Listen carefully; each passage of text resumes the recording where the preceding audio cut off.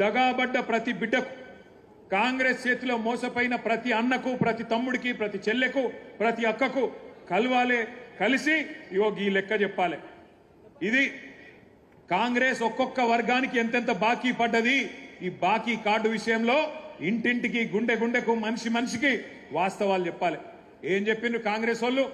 పెద్ద మనుషులుంటే ఇంట్లో ఒక పెద్ద మనిషి పెన్షన్ పొందే పెద్ద మనిషి ఉంటే, ఒక పెద్ద మనిషికి అయితే ఒక అయ్య ఉంటే, ముసలయ్య ఉంటే ఆయనకు 4,000 ఇస్తాం.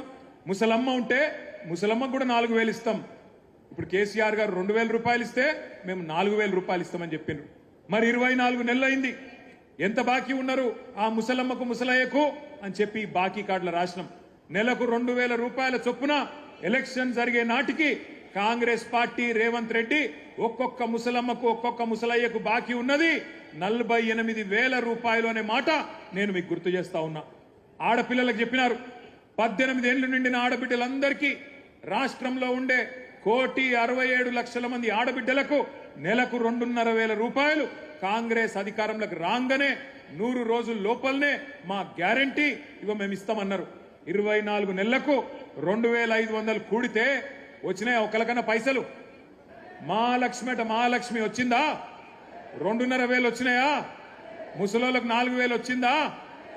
మన పిల్లలకు మన నిరుద్యోగ భృతి అన్నారు, అది వచ్చిందా? అగో అందుకే ఈ బాకీ కార్డు ఇంటింటికి తీసుకుపోవాలి. బాకీ కార్డు ముంగట పెట్టి చెప్పాలి, కాంగ్రెస్ వాళ్ళు మీ ఒక్కొక్కలకు ఇంతింత బాకీ ఉన్నారు. మహిళలకు 50,000 బాకీ ఉన్నారు, ముసలోళ్లకు 48,000 బాకీ ఉన్నారు. ఈ లెక్క మొత్తం ప్రతి ఇంటికి పోవాలని చెప్పి నేను విజ్ఞప్తి చేస్తా ఉన్నా.